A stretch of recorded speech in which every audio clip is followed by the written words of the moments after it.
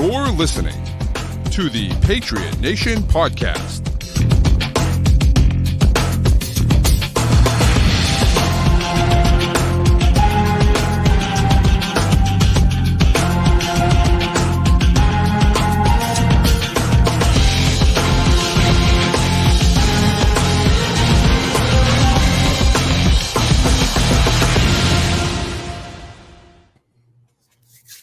All right, welcome into the Patriot Nation Podcast. Of course, this episode of the Patriot Nation Podcast is presented by FanDuel, the official wagering partner of CLNS. It is your boy, Pat Lane, with my guy, Matt St. Jean. And because we are doing a season preview, the games start this week. We're doing a season preview. Because we're doing that, we had to bring on our guy, Mark Schofield from SB Nation. Mark, thanks for coming on. We love this. We love you, Mark. I mean, this is the genesis of this show comes from the Sco Show Slack channel. So, like, it's really does, I mean, you in many ways are responsible for this show. Well, I'm sorry, everybody, if I'm responsible. No, guys, I love you guys. It is great to be here. It is fantastic to actually have football to talk about. I mean, it's been a long off season. It's been a very long off season. I am just excited to have games. I'm excited to dive into what could be a transformational, very significant, consequential season for the New England Patriots. I don't think it's going to be as bad as everybody thinks it is, but I do think that it's an uphill climb given this division, given the AFC at large. I mean, you look at this conference overall, 11 teams, 12 teams, 13 teams, you can make a reasonable case for making a playoff run. So it's going to be tough. And yes, Africa is always playing in the background. I mean, your reputation precedes you. There are a couple of podcasts and radio shows out there that actually have like dedicated Africa. Like even they've reworked the song for me. I love it. Which is tremendous. But no, it's a legend. It's awesome to be here. It's going to be a huge year. It's going to be a fun year. There are going to be some ups and downs, broken hearts, some broken bones, but it's going to be fun to cover it all season long. I'm glad we could pull you away from Starfield for this. It took a lot. It took a lot. When Pat was like, "You're going to come on next Wednesday night," I'm like, Starfield. I'm going to be like day 6 here. I mean, I finally just discovered the well at New Atlantis. I love it. That game is so deep. Like I've been telling friends, there's like the conversations you have with like random NPCs. Like I'm very invested in Donna, the janitor at the transit station, and her boyfriend Tony. And if they're ever going to get out of New Atlantis and explore the galaxy, it has absolutely nothing to do with the game. I'm just transfixed by it. But it's a ton of fun. We've been waiting for Starfield for a very long time now. So it's nice to have it. And believe me, the second this show's over, I'm firing the Xbox right now. It's a much anticipated September for a lot of reasons here. I mean, dropping this game right before the NFL season starts, though. I mean, I told my wife, I'm like, I'll see you all Thanksgiving. I mean, it's gonna be a tough fall. Hey, yeah. Get used to it, right? That's one of those. Hey. This is what it is, This is my life, I'll sleep in the wintertime, I guess. That's right. It's fun. I'll just sit a little caught up down here. Yeah, I got my Xbox. I'll just live down here, I guess. It's true. It is very true, and that's what we're doing here. That's just what we're doing. That's the way it goes, Yeah. I'm in the middle right now. It is also fantasy football season, fantasy football draft season, I should say. I am currently in the middle of an 18-team guillotine league draft. Only in round 8, so we're slowly chugging along. I made 8 picks, I guess, but I'm like, oh my god. They're like, can we start at 8:30? I'm like, can we start at 8? And they're like, I think we're gonna start at 9. I'm like, dude, we not start at 9 o'clock? And they're like, no, we're gonna start at 9. I'm like, great, that's awesome. So that's gonna be tough. Hopefully, we don't steer Pat on during the course of the show and convince him to draft people he shouldn't. Yeah. Well, definitely. Fun. You know what? Throw your submissions in the chat if you think Pat. Yeah, seriously. Yeah, I like it. Yes, 9th round sleepers. Love it. Let the chat at least make one pick for you. I think that's. I'm in. I'm down. Give me a name and I'll draft them.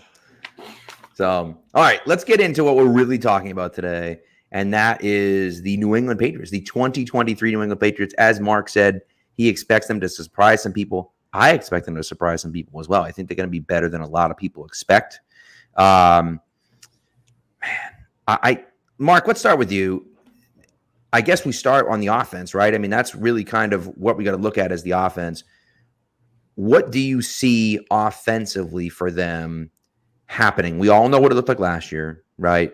But how do you think it looks like? What do you think it looks like coming out the gates against Philadelphia on Sunday? I mean, I think at the outset looks more like a professional offense. I mean, and many people spent time last year, whether it was via video breakdown, via articles, whatever, from Kurt Warner on down, Dan Orlovsky and others, breaking down just the lack of discipline, the lack of attention to detail. I mean, I remember watching and then rewatching the Thursday night, Thanksgiving night game against Minnesota. It's just stuff's breaking down here. Like stuff's just not clicking. It's a lack of attention to detail. I think that's going to be gone. I also think that in the league overall, a theme that I'm going to be watching, not just with New England, but with all 32 teams, is a return to bigger football. As we've seen over the past 8-9 years, this emphasis on, getting smaller, quicker, faster on both sides of the ball. Lighter boxes up front on defense, the too high world we're all living in. As this is going on, you're seeing 4.3, 4.4. Last year, I think 4.5 and 4.6 yards a carry, highest ever since they've been tracking that stat league-wide. I think you're going to see New England be one of, I think, at least a handful, if not more, teams lean into 12, 21, 13. I think Kansas City was last year one of the best teams throwing out of 13 personnel. Mahomes threw 7 touchdowns, no interceptions. Best in the league throwing out of 13 personnel, 3 tight ends.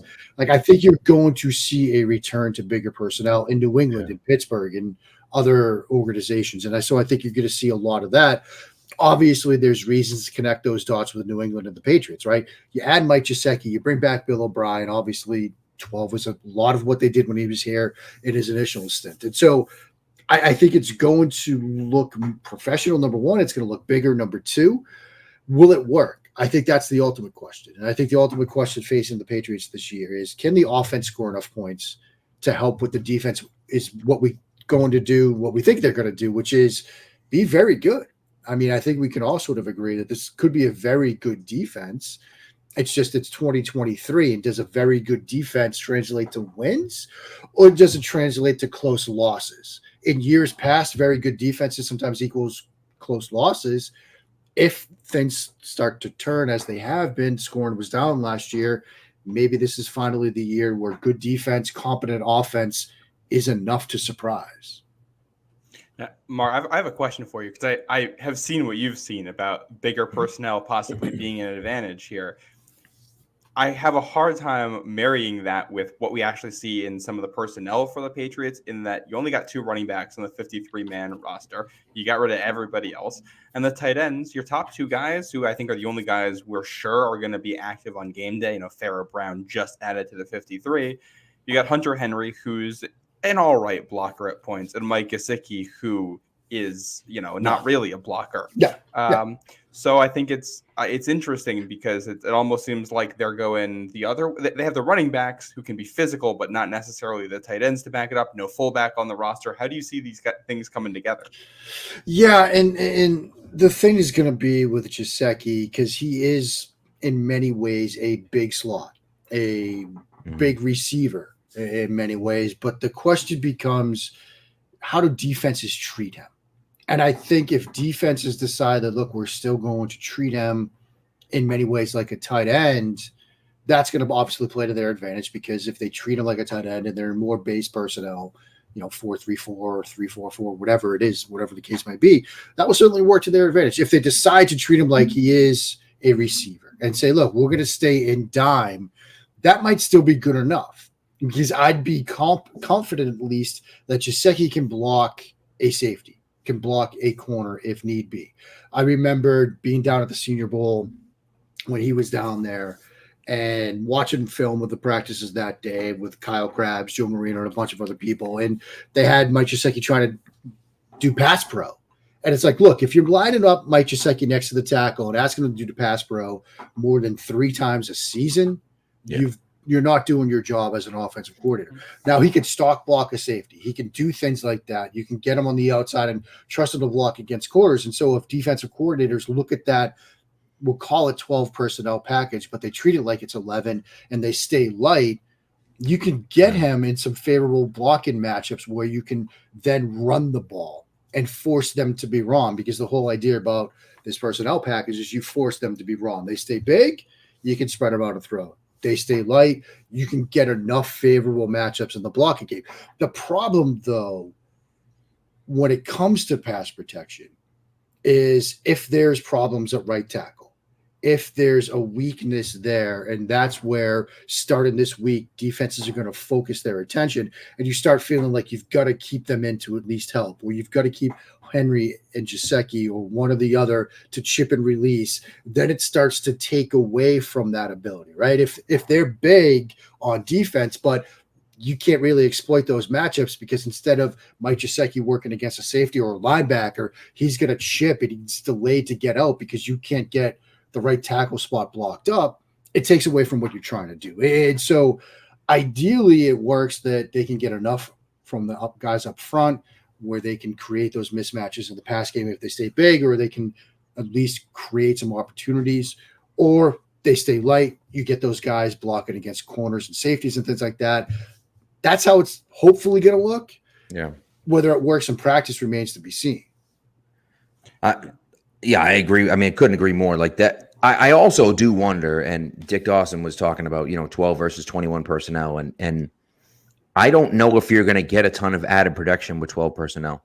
I don't know. I mean, Farrell Brown, I guess, is a decent blocker, right? Like, but the other two are not, they're not great blockers, right? They're just not. And so I think Henry's a little bit better than Gesicki, but he's not great. He certainly didn't do, a ton last year. So, I wonder if 21 personnel isn't a terrible idea. Like, throw Zeke and Ramondre both on the field at the same time. And who knows? Sometimes you can split Ramondre out wide or in the slot, and now Zeke is the only back. Or you can do the same thing with Zeke and split him out and leave him. So they both have enough explosion in the passing game where you can line them up as a receiver and they can get the job done, right?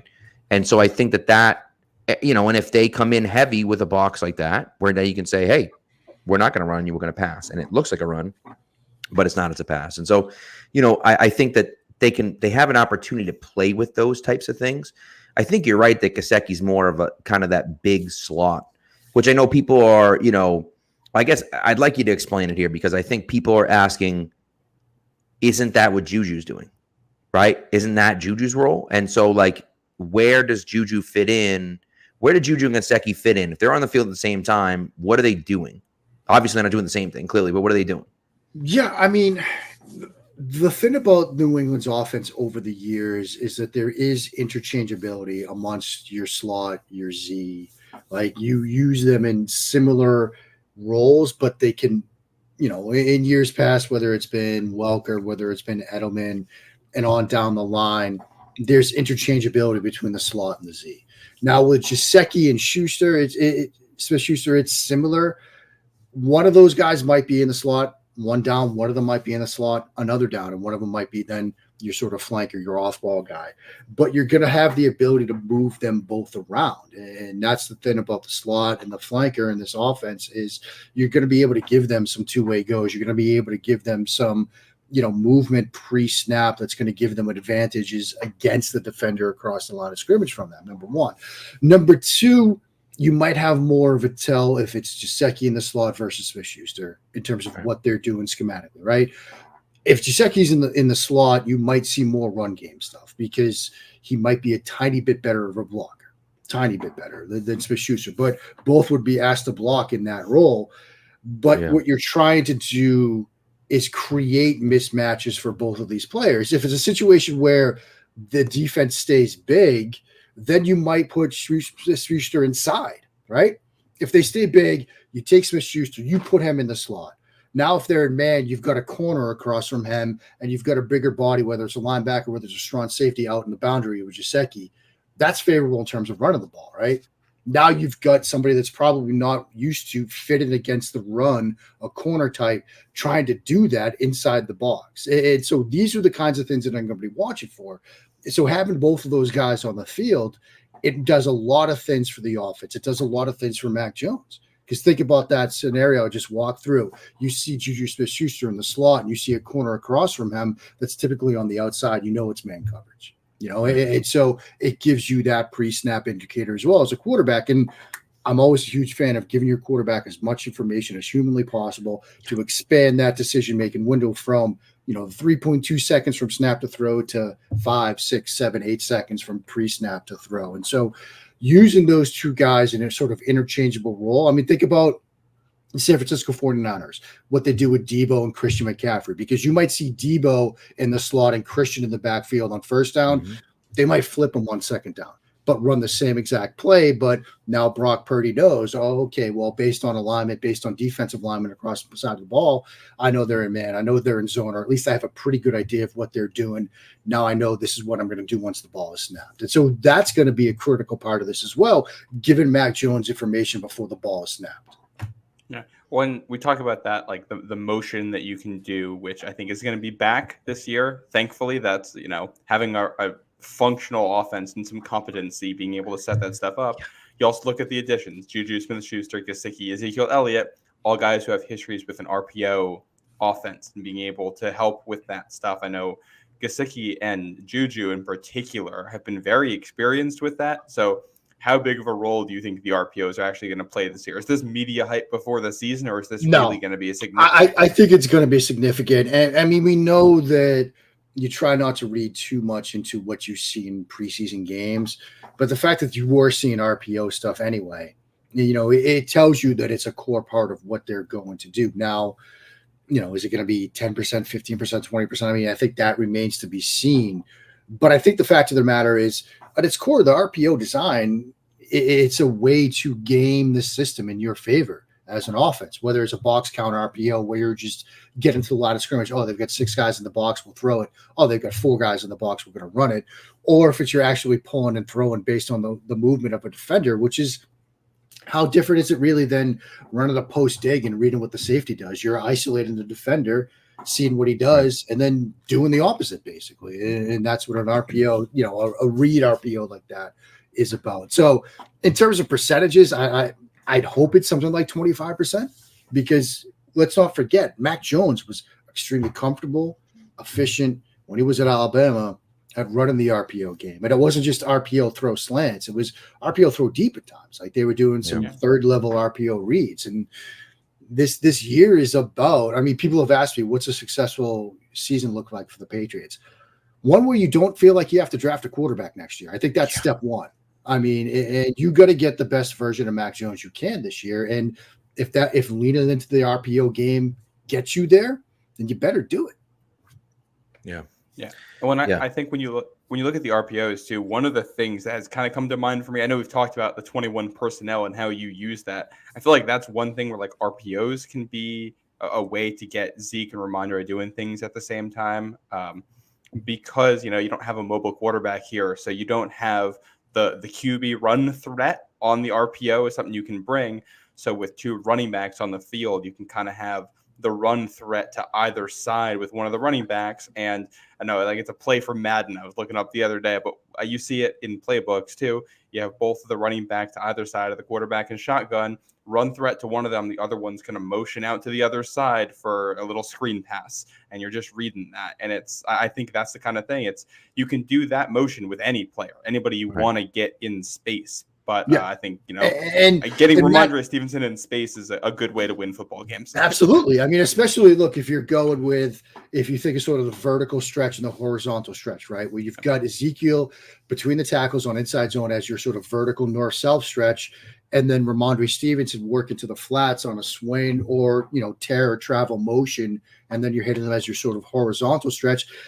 It's similar in a way of using sort of inside veer, whether it's just the QB, is your horizontal stretch and your running back on the inside zone is your vertical stretch. It's just you're stretching the defense sideline to sideline, north and south. You're just doing it a little bit differently because you don't have the athletic quarterback that, some teams like the Ravens and others have. But I also think for the Eagles, who we'll see this weekend. And I also think the point about motion and movement is a critical one. And it used to be for years that, you're running movement. Hi, everybody. I'm Matt. It's great to be yeah, we got used to be that, movement and motion and pre-snap motion was your information for the quarterback and things like that. Defenses have caught up to that. It used to be guy goes in motion, defender trails him, it's man. Guy goes in motion, nobody trails him in zone. Defenses have switched that up. So now the focus is on motion for impact, right? Movement at the snap, getting the defense to react on the fly. I think that's the critical part to the movement piece here, especially, that example with Ramondre getting him motioned outside, doing that right before the ball is snapped. Now, okay, he's going right now. Defender goes, yeah, you're pretty sure now it's man. And now you're vacated the box. Maybe then hand it off inside. So there's a lot that they could do in the RPO game, particularly if they go with this 21 or 20, two back package that I think we'd like to see a little bit of as the season gets going. Well, and looking specifically at week 1 here, are the Patriots almost at a bit of an advantage in that they didn't use any of this stuff last year because Philly won't know what to expect. They're not going to know exactly what the packages are. They're not going to know where the players are lining up. Patriots get kind of, a quarter or a half head start on the offensive side of the ball, and the Eagles will have to play a little bit of catch up. Yeah, look, week 1's a voyage of discovery for all 32 teams. We're not, for some teams, what you're going to get. Patrick Mahomes is going to do Patrick Mahomes things. For some teams, it's not going to be a surprise. But for a team like New England, new offensive coordinator, some new faces, yeah, there's going to be a learning curve for the Philadelphia Eagles. Now, the Eagles themselves, new defensive coordinator. So there might be some things that maybe the Patriots are seeing for the first time from the Philadelphia Eagles that you didn't see last year. I think you're going to see more pressure schemes at times. The difference between last year's defensive coordinator who's now in Arizona, Jonathan Gannon, and their new defensive coordinator, I think you're going to see more pressure. Gannon didn't want to bring too much pressure last year. You might see more of that this weekend. So that's going to be something to watch. But I think there will be a feeling out period. It wouldn't surprise me if there's a couple of 3 and outs here and there to start the game from both teams as they're sort of piecing things together. But, hopefully they've got some answers for what Sean Desai and company are going to throw at them. Well, and you talk about pressure too. We haven't talked at all about the Patriots offensive line here. And you've got Trent Brown. We're recording this. This is live on Wednesday. Today he missed part of practice, was a limited participant with illness. Cole Strange, limited participant. Mike Onwenu, limited participant. And we still don't know who's starting at right tackle. So not great against one of the best defensive lines in the NFL. I think in some ways the story of especially the early part of the season is going to be kind of balancing the new schemes and motions and tools for the quarterback and weapons with the fact that you're still, you might be driving a relatively nice car here on wheels with no tires on them with this offense. And you look at the end of last year, the offensive line couldn't do anything, and it's just screen, slants, stick, screen, because that's all you can do trying to move the football. Do you think there might be a little bit of deja vu here where you're going to have to stick to a lot of the same things they were running at the end of last year just because you can't block? Yeah, that's a fear, right? That you can't pass protect. You can't protect in the drop back pass game. You can't protect in the 5-step drop game, the 3-step gun drop game. And so you have to go quick game. You have to go screens. You have to do things that we saw at the end of last year that had all of us pulling our collective hair out. Mm-hmm. But if you can't protect the quarterback, you got to give that a shot. And, having a bunch of guys battling illness to start the year, not the warm and fuzzies that we want to be feeling. To have the questions at right tackle, days before week 1 begins, not a situation you want to be in. And it gets to the earlier point where, if the only way you feel you can go drop back pass game is go and max protect, and it's suddenly 2 receiver routes, again, that's not a recipe for success at the NFL level. You can do it here and there, but if you feel like you're stuck doing stuff like that, it's not going to work long term. It's not going to work over the course of a single game, particularly when it gets a team like the Philadelphia Eagles, where, as we saw last year, they can get pressure with 4. That's the problem. If they can get consistent pressure with 4 this Sunday, as they did last year, and drop 7 into coverage, and you're going max protect, or you're going chip and release with both your tight ends where they're getting into the routes late, and you're basically fighting, 2 or 3 against 7 in the secondary, numbers don't add up that way. Yeah. No, it's not good. I will say Mike Reese, I think, reported that Trent Brown was walking through the locker room, so we thought that the illness may have been heat related, and that's why he was limited today. So that's the hope, at least from there. I don't know. I feel like Mike Onwenu is going to play. It's kind of going in that direction. When Cole Strange initially got hurt, everyone was like, oh, yeah, Strange will be back. I don't know if Onwenu will be back. Now I've kind of flipped there. I feel like Onwenu, I'm pretty confident is going to be back. I don't know if Cole Strange is going to be back or not. He might be, but I just don't know. And to that point, with Brown potentially being heat related, 80% humidity on Sunday is the forecast. Like, you might get some of that on Sunday itself. And then suddenly, we can all look at their too deep chart. You look at it on our lads, there's a lot of green, a lot of new faces, a lot of rookies, right. At the backup spots along the offensive line. And now you've got suddenly some rookies stepping in against the defending NFC champions and a team that can get pressure with 4 because guys are sidelined with cramps, with dehydration, or it's just, look, you've been on the field for a while now and it's 85 degrees out with 80% humidity. You need to take a breather. Again, like both teams will have to deal with that, obviously, but on the other side of the ball, the Eagles have one of the best offensive lines in the league. And so one team has questions up front, one team doesn't. You often see which way that goes. Yeah. Well, and the other part of it, too, is that if Calvin Anderson is the answer at right tackle, which it seems like he's going to be the guy that's going to start there, he hasn't played at all. He hasn't really even practiced at all. So you talk about guys being tired of being worn down, and not being in shape to play in that hot weather for an entire game. I mean, Calvin Anderson's got to be like first on that list because there's a question of, he's just not ready. He hasn't done it at all, So I think that's certainly a concern. And again, when the other side of the ball is so dominant, they have such a stark advantage over you in that position. And I think the defensive fronts, the front 7 of the Patriots is very good. Yeah. The front 7 of the Eagles is also very good too. The difference is the Eagles have a great offensive line. The Patriots might have an okay offensive line, but we don't know. Yeah, and with Anderson, to your point there, Pat, given the limited experience and limited run time with this offense and things like that, you better have Michael Onwenu next to him, right? Yep. Because he's going to need to help him, walk him through some things, walk him through some calls if necessary. And if Onwenu can't go and suddenly you've got a rookie at guard, you've got 2 new faces on the right side, at least they're on the right side. So Mac Jones could potentially see it coming. Right.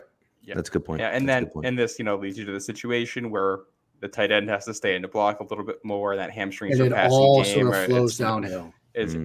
Which is so I think, 8 offensive linemen active on game day. We may see all 8. You may see all 8 play. Yeah. Yeah. So, all right, let's this is a great conversation. Let's take a word from our sponsors first, and then we'll be right back. Get ready for the NFL season with incredible offers from FanDuel, America's #1 sportsbook. Right now, new customers can bet $5 and get $200 in bonus bets guaranteed. Plus, all customers who bet $5 will get $100 off NFL Sunday Ticket from YouTube and YouTube TV. Now is the best time to join FanDuel. The app is easy to use, and you can bet on everything from spreads to player props and more. Go visit FanDuel.com/Boston and kick off the NFL season with an offer you don't want to miss. FanDuel, official partner of the NFL. Ages 21 and up and present in Massachusetts. First online real money wager only. $10 first deposit required. Bonus issued as non-withdrawable bonus bets that expire 7 days after receipt. Restrictions apply. See terms at FanDuel.com/sportsbook. Hope is here. Gambling helpline ma.org or call 800-327-5050 for 24/7 support. Play it smart from the start. GameSenseMA.com or call 1-800-GAM-1234. NFL Sunday Ticket offer ends 9/18/23. No refunds. Terms and embargoes apply. $100 off NFL Sunday Ticket, not YouTube TV. YouTube TV base plan required to watch YouTube TV. Redemption requires a Google account and current form of payment. Commercial use excluded. Subscription renews. Cancel anytime.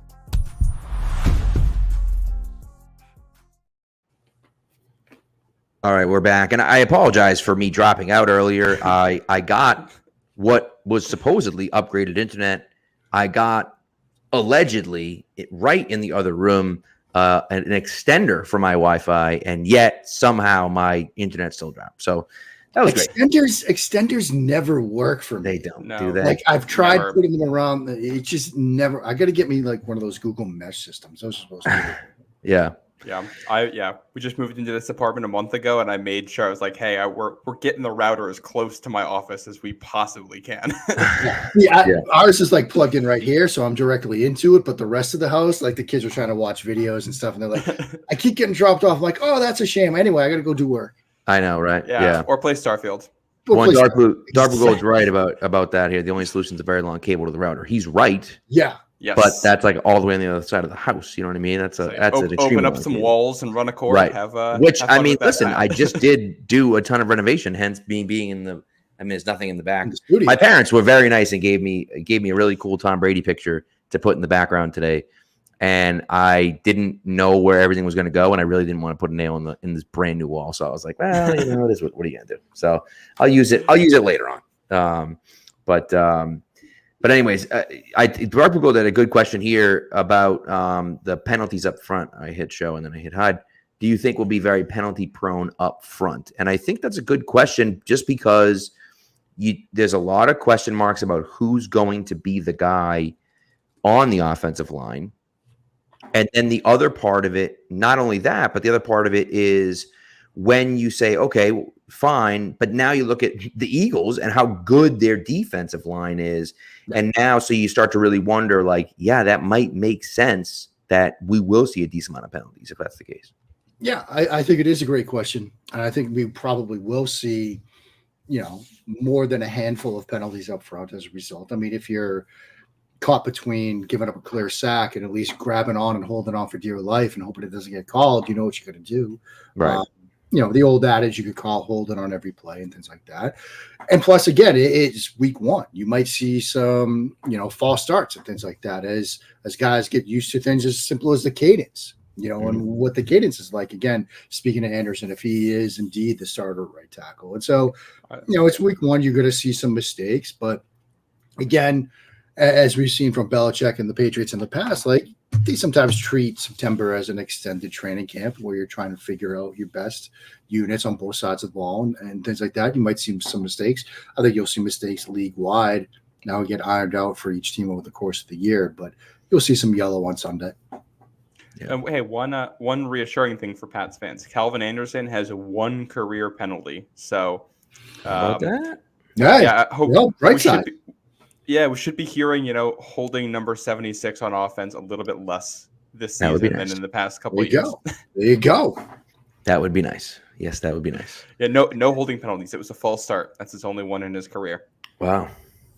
He hasn't, admittedly, he hasn't really played too much, but still, you know what I mean? You had to mention that. We could have just left it as, hey, you didn't draw a lot of penalties. Pat being the downer as always. It's my fault. I'm sorry. So, all right. So, Dark Blue Gold asked about the kicker and punter as well. I think Behringer, to me, is fun to watch. I don't know, some of those inside the 20 punts, I think, could be problematic with him. It looked like he had a little bit of trouble with that in the preseason. But, as far as regular punts, I'm not super concerned about him. I am interested to see how Chad Ryland does, because it's a different animal when you're kicking, when the bright lights are on, you're not at practice, you're at the game. It's a 425 nationally televised game. Is it going to be in a big moment and you're asked to kick a big kick? And what does that look like? Right. So I have some faith in the kid. Obviously, they traded up to get him. They obviously think he's a good player. But, I wouldn't necessarily be surprised if their special teams wasn't dominant on Sunday. Yeah. Because you've got obviously new faces, a kicker and punter. And the other thing to consider is, again, weather could be a factor. There's potential thunderstorms. You might have rain. Like, the snap, the snap and the placement and things like that could be affected if there is wet conditions. Now, the thing with Ryland, he's kicked in some conditions before. That was part of the reason that they were confident to go get him, because he's somebody that you saw his game at Michigan where he's splitting from 50 in some sort of raw conditions. And so I think there's hope that this unit will be good this year, but it might take some time. And like you said, though, Pat, it's different when it's a 12 noon start and the Big Ten on Saturday and it's 4:25 on a Sunday, and maybe Tony Romo's in town and Jim Nantz are in town, things like that. And Tom Brady's in town. I'm looking on as well. And so, yeah, it's a different animal executed in that kind of environment, but they would trade up to get him for a reason. They felt comfortable rolling with him as their kicker for a reason. Hopefully they're right. Yeah, rocking that number 37, Damian Harris's old number. It's weird seeing that on a kicker. It's very weird seeing it on a kicker. But I'm kind of I like the new number rules. I know some people don't. I like it. Let people wear what they want to wear. The only rule is if you're more, you can only wear 0 if you're more than 350 pounds. Like, I think that should be the only new numbers rule, right? We don't need kickers. We don't need slut guys my size running around at 0. You got to be like the Ted Washingtons of the world to wear 0. That would be incredible. Ted Washington wearing the big number 0. See, I feel like you got to bust up the double 0 for that one. Yeah, that's probably even a better call, like the double maybe 0. even a triple 0 for some of the guys out there. It's still 0. So, 1, 2, or 3 zeros on there. Great it's still point. 0. It's a little math tonight on a Wednesday night. Love it. Quick note, while we're talking jersey numbers and specialists, they released the media day picks or whatever the other day, and both Chad Ryland and Bryce Baringer had their jersey numbers are the old font from from 2019. I don't know why they still have those numbers laying around to sew on the jerseys, but somebody's got to get that. Love that equipment manager now. Yeah. You can't have mistakes like that. No, not a good omen. Not a good omen. I love how people noticed it right away, and I'm like, oh, okay. I didn't. I had no. I'm a font geek, so this is my specialty. There you go. I love it. I will say, Bryce Baringer. I really wanted Bryce Baringer to wear 99. Like, I really wanted that to happen. And then I saw Keon White in 99, and I was like, okay, didn't want it to happen that's the right. That's the right call. Keon White needs to be wearing 99. Yeah. So he's going to be a beast. Continue. Yeah. Should we talk some defense? Speaking of Keon White. Yes. Let's do that. So I think with this? Well, so I think the biggest question to me, and we could go back and forth about the front seven and so on. I think the biggest question is going to be the secondary, right? You got Jalen Hurts. Jalen Hurts is a running quarterback. What are they going to do to stop Jalen Hurts, number one? But the problem with Jalen Hurts is he's not just a running quarterback. He's also a great thrower of the football.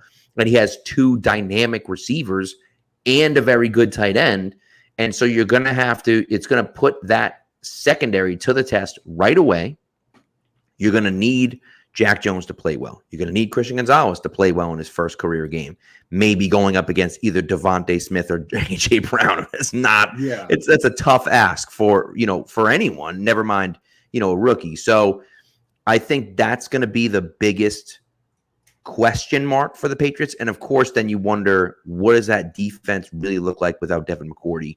And you get a very tall test day one, right? So what do you think it looks like for the Patriots secondary out there? Yeah, I mean, I think that's going to be a critical question facing this defense.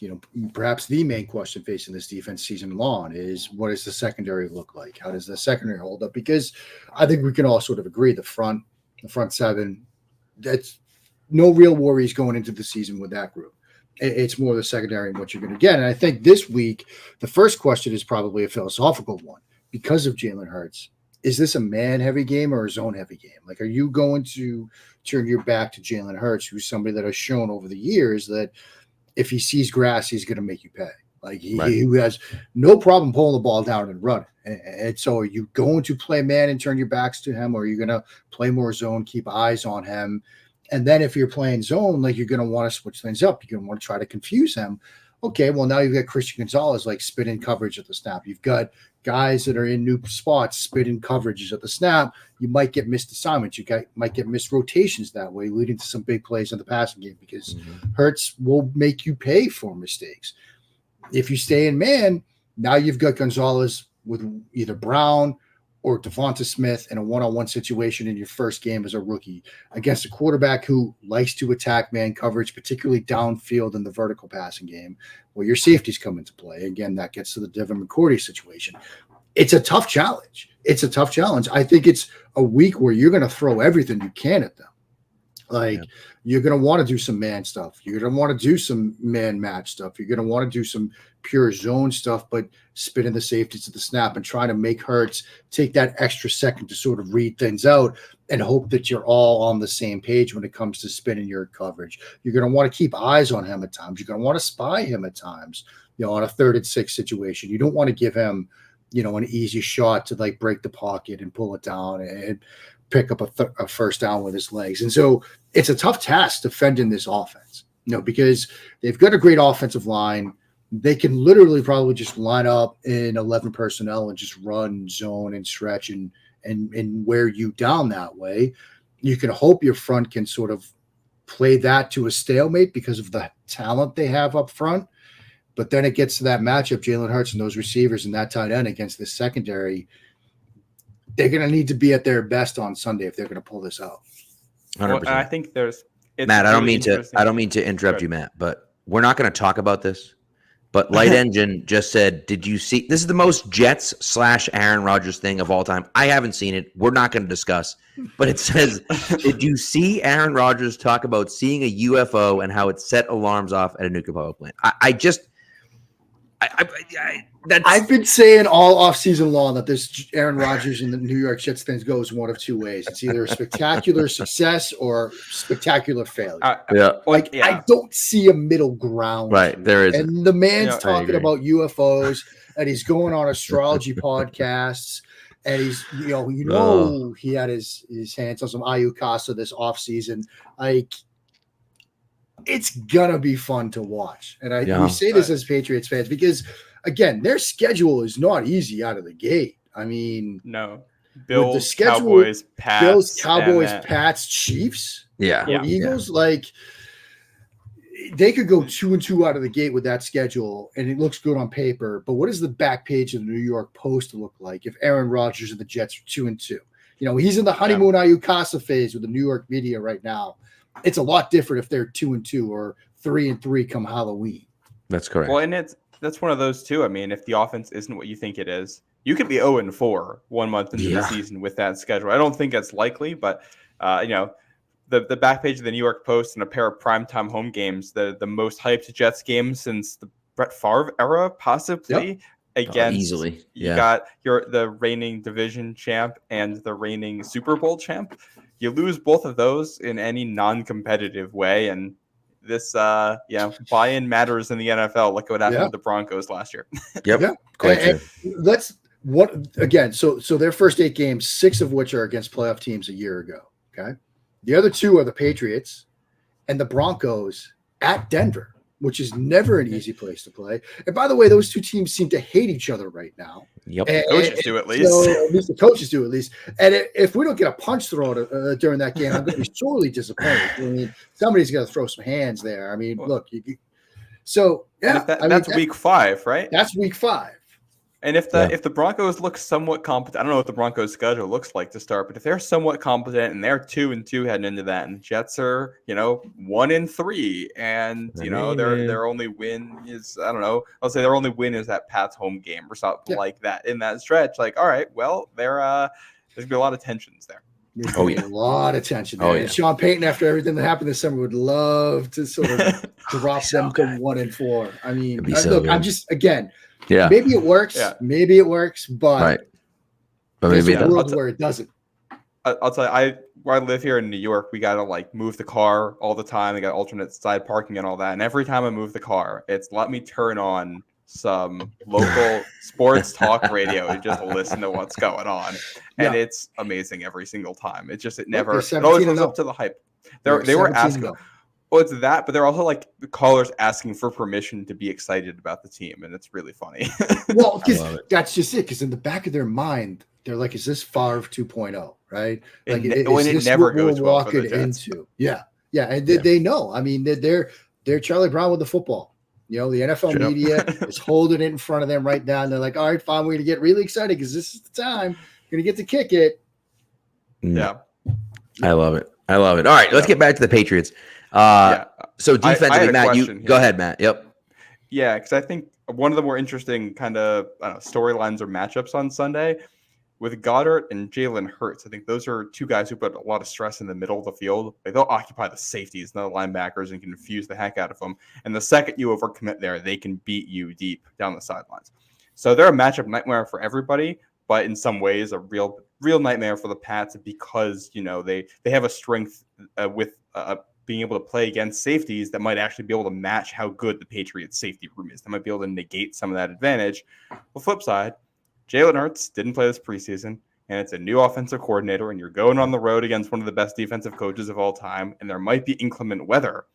And it's like, I feel like everything's on the table here. The Eagles coming in and putting up 35 like they did in the Super Bowl is totally possible. And them coming in and really laying a goose egg or just, score 10 points and the offense never gets into gear is also totally possible. And I have no idea which way it's going to go.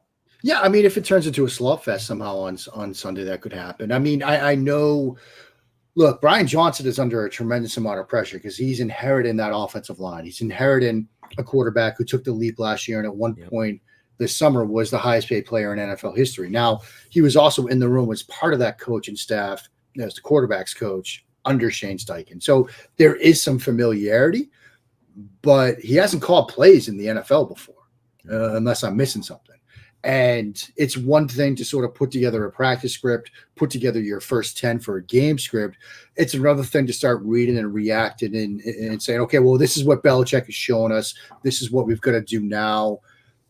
Play sequencing when you're off script and off the first 15 is going to be something that he's going to have to learn as the season goes. And eventually this offense may be what we saw last year from Philadelphia. It may be that offense that put up 35 points in the Super Bowl, but it might take some time. It might not happen in week one. And again, if it's a slot fest and if the Patriots are able to do some things and show them some different looks that get him sort of second guessing what he wants to do or getting him hesitant about what he wants to call next and rethinking some things, that could play to their advantage. And so, again, I used the term voyage of discovery earlier. It's a voyage of discovery for Brian Johnson calling plays for this offense for the first time against Bill Belichick and company. Yeah. Yeah, it's going to be interesting. And that's why, Vegas has the line at 3.5, 4. I mean, because no one knows, right? Nobody knows what's going to happen. And what we saw from 2022, the Eagles should kill the Patriots. But there's a lot of question marks on both sides, right? The Eagles should be ready to go, but they might not be. And, we don't know what the weather's going to look like. And the Patriots offense looks like it's going to be better than it was last year. So, there's all those things that kind of add up to there's a chance that the Patriots come in and win this game. And that would be awesome. And I think, I think the Patriots defense will have a big part to do with this. I think Marte Mapu is a guy that is going to play a big role on Sunday. I really do think that. I know he's a rookie. I get it. But he is the exact type of guy that they've been looking for. He is athletic enough to play safety, but he also hits hard and the big thing with him is that when he reads his key and finds it, he explodes downhill and is violent at the point of attack. And so I think that he's that type of guy that maybe they put him out there to spy Jalen Hurts. I don't know, right? Maybe they just say, go take care of Jalen Hurts and don't let him get outside of you, right? If he runs, you go get him, And I think that if he's able to do that, and again, tall task for a rookie, right, to ask him to do something like that. But if they're able to slow him down, that could be a recipe for the Patriots slowing down that entire offense and having a chance to win this game. Yeah, I mean, I think that's a great call, the spy scenario, certainly on some 3rd and 6, 3rd and down passing situations where, the last thing you want to do is, like I said, have good coverage, but give up the first down anyway. I mean, this is, right. He was kind of built for that role out of the gate. And I think the thing you want to do with him is let him fly around and make plays. Like, if he's going to be run, let him be run at 100 miles an hour. So, use him as a spy, use him as a blitzer, use him as the outside anchor on scrape exchange where you're going to hope that Hurts pulls it and he's the guy looping around to hit the edge there. And so let him be run at 100 miles an hour. When you're doing that as a defense, sometimes you're going to be right. It's going to be a big play. And I'm excited to see him grow over the course of this year. I mean, I'm reminded of, Kyle Duggar and athletic, but didn't kind of know what he was doing. Let him run around and make plays, and seeing how he's developed, see if we can see a similar path here with him. Well, and it's funny because you talk about Mac. I'm sorry, just one thing here. We talk about Mac Wilson and, being that guy. And, I told you I was on with Spence. We talked about it before the show. I was on with Spence over at Buffalo Rumblings last night, and he was talking about a Josh Allen play against the Patriots where Allen rolls out, breaks a tackle, is going out of bounds, throws the ball back across his body for a touchdown. And Mac Wilson's right there. He's got him. He makes the play, and he misses the tackle, right? Because he's not aggressive enough, and he's not – that's a play that has to get made. And I don't know if Marte Mapu can make that play on a consistent basis. I don't know. But I feel like I've seen enough of Mac Wilson to feel confident that he's not going to make it consistently. And so I'm excited about the opportunity, and I'm excited about the chance to see a guy like Marte Mapu do that. Absolutely, 100%. Yeah, and you look at the guys, like you talk about Mapu, Jalen Mills has looked re-energized this preseason and is a guy who brings a lot as a run defender too, which I didn't necessarily expect, but you saw that. And Peppers and Duggar and Phillips, all these bodies. You want to combat an elite tight end and an elite rushing threat as a quarterback and clog the middle of the field. That's how you do it. We've used the phrase spin the dial all off season long, talking about what the safeties can do. It means you can rotate in either direction and have somebody who can spy the quarterback, and you're going to feel comfortable athletically with the way they match up, and have somebody athletically who can match up with the tight end. And I don't think there's a lot of teams out there who can do that. Now, the flip side is you get that light on the field, Philly may just play bully ball with you. Right. And that's the risk. And I think that's the tough thing about Sunday is, all right, is Philly going to be physical enough in the running game to bully your safeties that you like who are athletic off the field and force you to have Anthony Jennings out there instead of Josh Uche and Johnny Tavai out there instead of Marte Mapu or Jabril Peppers, and you're stuck just trying to load the box to stop the run. Yeah, and that is sort of the fear that we talked about earlier, is that, look, if this turns into a slop fest, or, Philly could just line up under center and just hand it off, run zone, run stretch, and just wear you down. Even if you decide to go big, they could still wear you down. That's how good that offensive line is. But, coming back to Mills for a second, because, his interception of Stroud in their first preseason game is an example of the things that an experienced veteran player can do, the unexpected, because I remember it was the first preseason game and everybody was so excited just to have football back. At the moment that pick happened, everybody was like, what coverage is it? Was it one robber? Was it two man? No, it was cover two. He was just freelancing. Because he's like, look, I knew I had responsibilities on the tight end. He's in the backfield. So I was going to make it look like too high, because it was sort of a man coverage. But, I was going to freelance and confuse him a little bit. And he got a rookie quarterback, but you can get veteran quarterbacks doing things like that. And so having that experience, again, that spin the dial idea with the safeties and the different things you can do with that unit, it's going to be big. But if it doesn't matter because they're just getting 5 or 6 yards a pop running the ball inside, not too much you can do as a safety then. Yep. Well, and if they, you have to have Bentley and Tavai and all your heavy run stuffers out there in the middle of the field, then that leaves you more open to the play action shots and maybe even some of the deep shots down the sideline if they're forcing you to load the box. So, obviously there's been a lot of discussion about how the run and how play action gets set up, but I think you want to be as athletic as possible out there against this team. And personnel is going to be big. Yeah, and Bentley, I think, is their number one run stuffer. He's the guy that needs to be out there to stop the run. But, you can't have too many guys like him and Tavai on the field on a consistent basis because they're going to get beat in the pass game. Now, Bentley showed improvement. He had a great pass breakup against Joe Mixon last year and played really well in that Cincinnati game. But he hasn't shown it consistently over the course of his career. Now, maybe he'll get better at that. But, it's alarming when you see the type of offense these guys have if you can't play in that sub packages and you have to bring those big guys on. You're in trouble. You're in big trouble if, and they could be running, 2 backs and 1 tight end and 2 receivers. And they could run the ball on you, and now they're running it down your throat.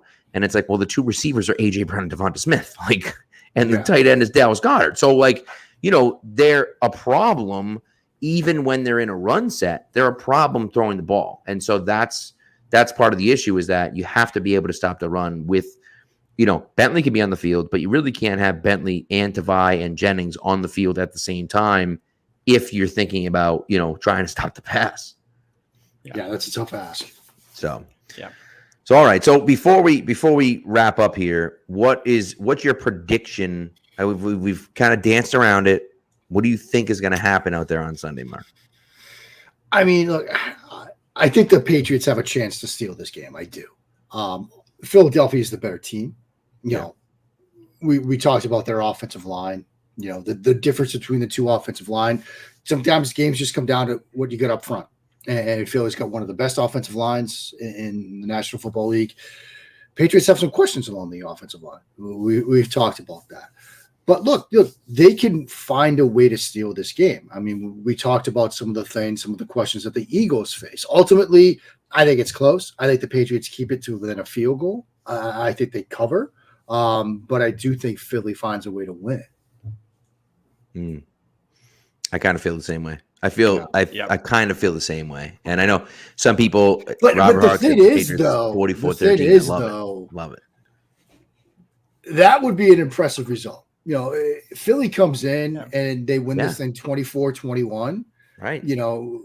There's no such thing as moral victories and things like that, but that's not a bad result, all things considered, in week 1 of the National Football League, to lose to the defending NFC champions in week 1 in a non-conference game. Like, if Philly comes in and it's 45-10 Philly, we're sitting here Sunday night thinking, man, so all this stuff we thought might come together, not what we thought. Right. If it's a field goal type game or even a 27-20 type game, I'm walking out and thinking, you know what? Yeah, they couldn't beat the defendant NFC champions in week 1, but it's week 1 in September. There's a long way to go, and they're going to get better. I'm feeling pretty happy about the trajectory of this team, if that's the result, and that's what the conversation we're having Sunday night. I'm thinking, you know what? We've got a bold predictions piece coming out at SB Nation on Thursday, I believe. And one of the ones I wrote is every team in the AFC East finishes 500 or better, because that's really what I think could happen. The Patriots could come in at, say, 9-8 or something like that. Right. And if they lose 27-20 on Sunday to this team, I'm feeling pretty good about that prediction. Yeah, I agree. I haven't lost more than 10 games since 2002. So it's been a long time. Yeah, this idea of 4-13 and things like that. Look, they got a tough schedule. It's going to be a tough division, but if they have a narrow loss to Philly, I'm feeling pretty good about them having a lot better record than those projections. And I think you're looking for process more than results on Sunday too. You want to see, all right. Yeah, and we saw the rookies in preseason. Now you get to see them against some of the best players in the NFL, especially the defensive guys that you took at the top. And this is a nice measuring stick to see how much of an impact they're going to be able to make year 1.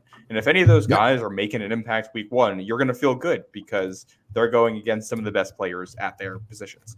And offensively, you want to see an offensive line that can block enough to run an offense. If some of the 50-50 balls don't go your way, that's going to happen sometimes.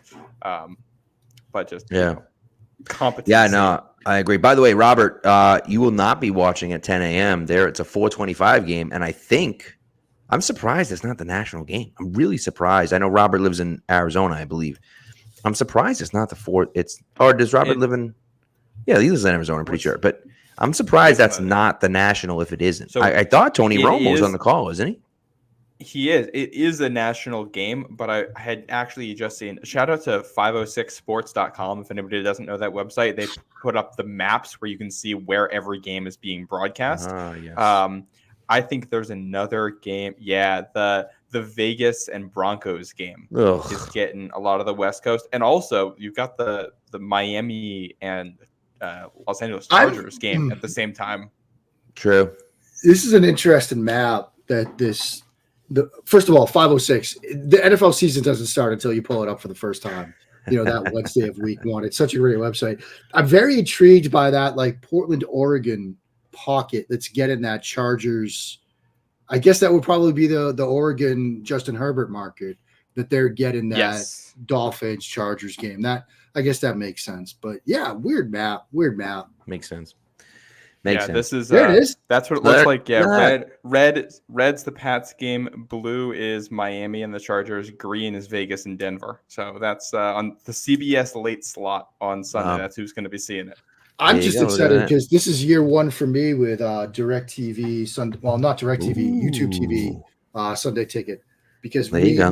we used to have DirecTV when we lived downtown DC, but we got rid of it and we were doing the streaming thing. Now we got YouTube. They got the whole multi-view thing that they got going now. It's gonna be fun. Yeah, That sounds that's amazing. cool. That's really Yeah. cool. And You know what? I didn't. It's nice to. No, go ahead, Matt. Go ahead. Well, you can enjoy the 1 o'clock window and be overwhelmed by football coming back, and then focus in. Pats game. Yeah. I mean, Well, I'll it's tell you. gonna be fantastic. I'll tell you what, man. I'm going to be there. So this is why I don't have Red Zone. I have Red Zone, but I don't have like DirecTV. I don't have that stuff because I'm like, I go to half the games anyways, so it's not worth the money for me to pay that.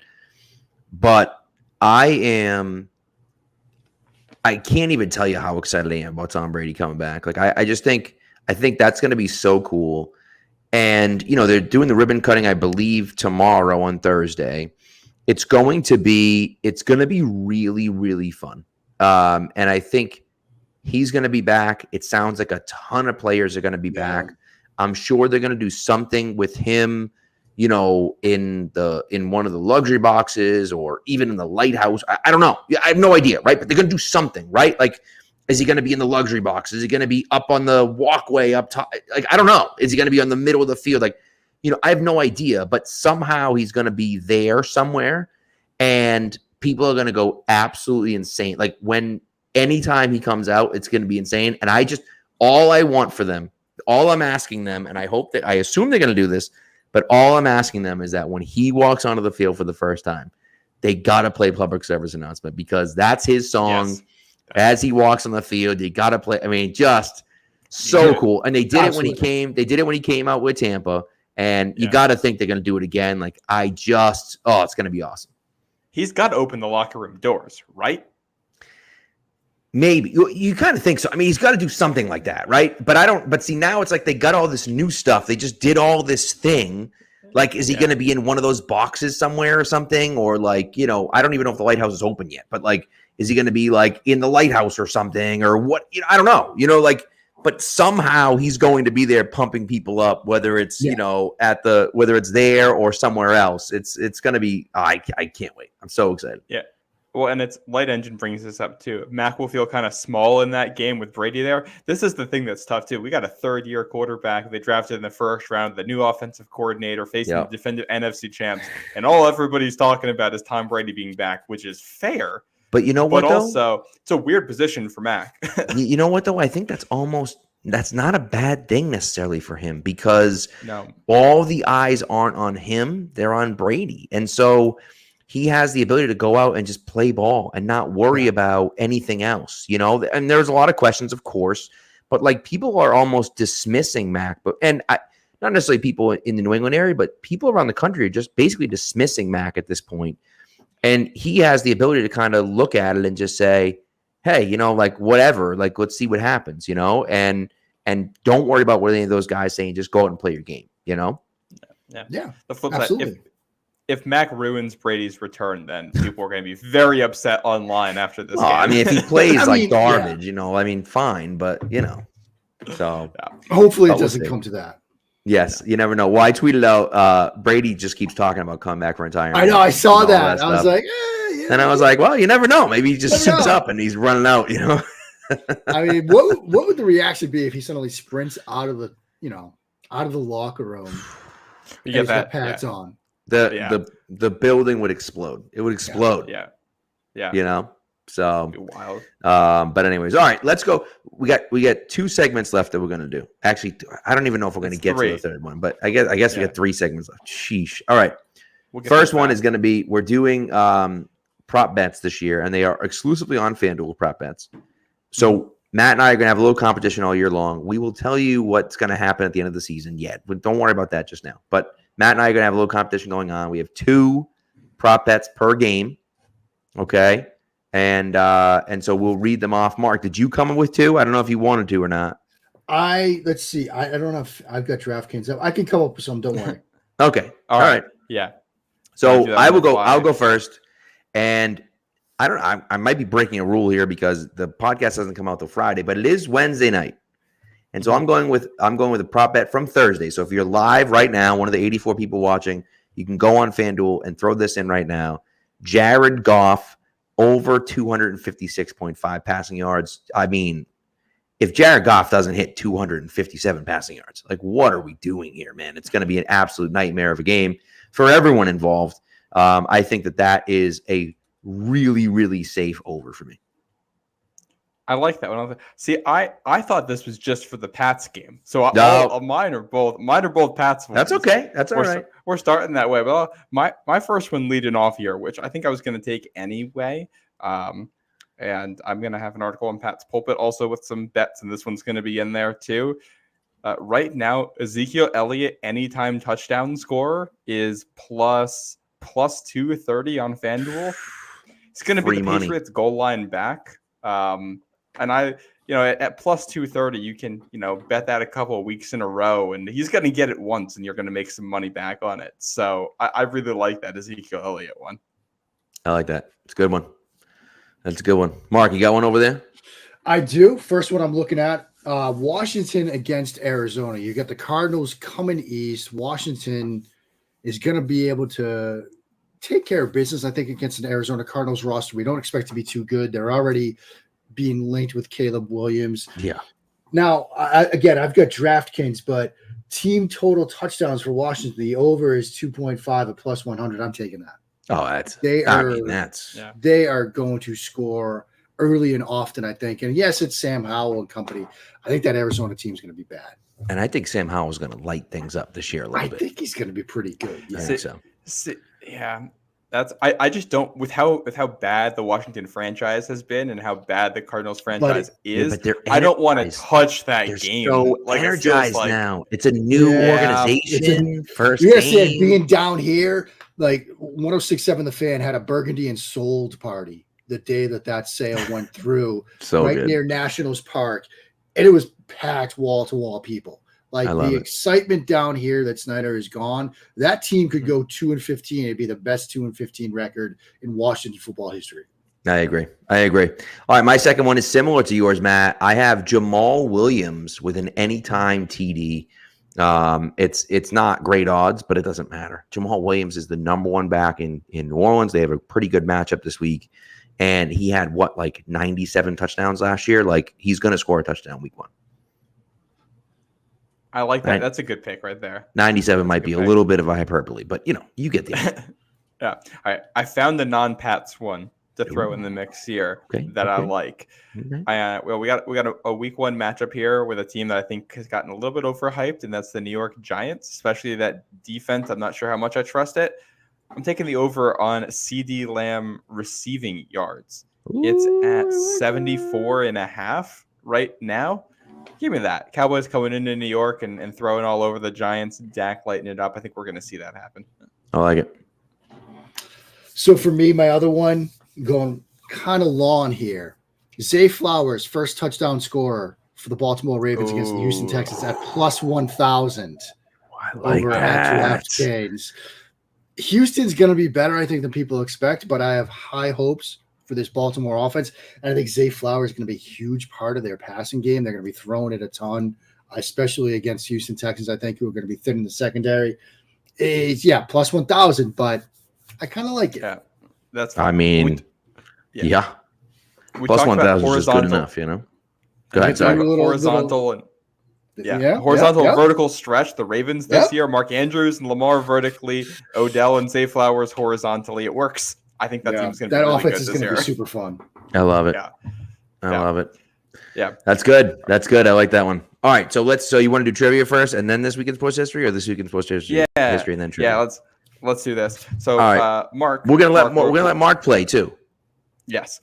So, Mark, we have a trivia segment we're doing every week. We're ending every episode with a question, and every person that gets one right, where it goes to the comments and you, since you're a guest. First person who gets it right gets entered into a drawing we're going to do, I think, at the buy for something from the Pat's Pro Shop. Ooh. So, last week's question, let me pull up my little document here. Last week's question was, who has the longest punt return in Patriots history that was not returned for a touchdown? The answer is Danny Amendola. He did it against the Giants in 2015. It's the one where he was free and clear and then got tripped up by his teammate and fell just short of the end zone. Yeah, 82 yards, no score on it. Shout out to Thaddeus Skywalker, who got that one right. This week's question, we're keeping it relevant. Which Patriot scored the game-winning touchdown in New England's only win over the Eagles at Gillette Stadium? Ooh. Wow, that's a good one. Yeah. Not even so the year. You're gonna have to figure out what year it was. It wasn't. I think most people. It wasn't the mortar kick game, everyone. Just so. No. Not we're on the 2015. same page about that one. Oh man. Yeah, it's a tough one. So That's a tough one. Figure out the year, and you're gonna have to figure out which guy on that team was actually the one that scored, because that was. Yeah, the game in question was one that was, I think, closer than people expected it to be, and it came down to there's one score in the fourth quarter, and this player had it, and it was the deciding one. Ooh, okay. Yep. All right, okay. And Pats have only played the Eagles twice at Gillette Stadium, too. That makes sense. That does make sense, yeah. Yep. Interesting. Very interesting. Kind of tells you what season it was. In case anyone has a hard time remembering, you would think kind of has an idea what season it was, and so I like it. Okay, so Mark, you got a guess? I do have a guess. I'm going to go Randy Moss. Great guess. Incorrect. Oh, unfortunately, incorrect. Yes. Not Randy Moss. So we'll see. We'll see if somebody gets this. Might give some things away for people out there, though. Might give some things away. Yeah. So we'll see if somebody gets it. If nobody gets it in the live chat, then hit us up on Twitter or comment on YouTube, and we'll see who's able to get it. That's right. Yeah. All right. Final segment here before we let everyone go. Here we go. And now for something we think you'll really like. This week in sports history. All right. So I have a wild one for today. It's a baseball related one because why not? So on September 6th, 1977, Dave Kingman was traded from the Padres to the Angels for cash, straight up. Mm-hmm. And then 9 days later, he was traded to the Yankees from the Angels. Okay? It would be his fourth team of the season in 1977. And he would play for all four. At that time, there were only four divisions in Major League Baseball. And he played for all four divisions in 1977. Man, I don't want to know what his moving costs were that year. So he played for the Mets, the Angels, the Padres, and then back to New York for the Yankees. So you're moving across the country twice there. That's. I mean, at least it wasn't Angels, Yankees, Padres, Mets. That would have been really terrible. That would be brutal. Started with the Mets, went to LA, stayed over in San Diego, right, and then went back over. So, anyway, so there you go. I've got a baseball one here too, a little bit simpler. On this day, September 6th in 1995, Cal Ripken. He broke Lou Gehrig's record for most consecutive games played. It's a good one. Legend. That's a good one. I like it. So I got a football one. On this day, 1946, the All-America Football Conference begins their regular season play. The Cleveland Browns beat the Miami Seahawks 44-0. You want to know how many people went to that game at Cleveland's Municipal Stadium in 1946? I can't tell if this is going to be super high or super low. Like 8,000 or something stupid. Do they fill the stadium? 60,000. No! 60,000 people. Yeah. Oh, my God. Yeah. Americans love their football. Americans love football. There you go. That's wild. 60,000 people. That's crazy. Yeah. I absolutely love it. Absolutely love it. There you go. Novak Djokovic. on September 6, 2020. Djokovic Oh, was that's a good one. disqualified from the U.S. Open, hitting a tennis ball out of frustration, which struck a line judge in the throat. That's so good. I love it. I love it. Fantastic. All right. Well, this has been so much fun, Mark. Thank you so much for coming on. Appreciate it, man. Before you go, everyone should be following Mark, for God's sakes. I mean, but if you're not, for some reason, let everyone know where they can see you and read you and hear you and everything else. Well, you see it right there. At Mark Schofield Yes. on Twitter, SBNation.com. Our multi-part NFL preview finishes on Thursday. This show comes out Friday. So when this show comes out, go back and see all the stuff we got wrong. We probably get some stuff wrong on the Thursday night game. So you can make fun of us again on Twitter right there at Mark Schofield. Right there. Also, I do more than just NFL. I'm doing tennis. I'm doing baseball. I'm doing F1. Been interviewing drivers. Going to have some more interviews. Might be down. Oh, yeah. Yeah. See, there you go. Newcastle right there. I was in Philly for the Summer Premier League series. We don't have to talk about their most recent match. We certainly don't have to talk about Newcastle's draw in the group of death in the Champions League, because apparently UEFA is just like, thanks for qualifying, but you're not going to make it too long here in the Champions League. But guys, always a blast. Love you guys. It's tremendous to be on. Let's do it again soon.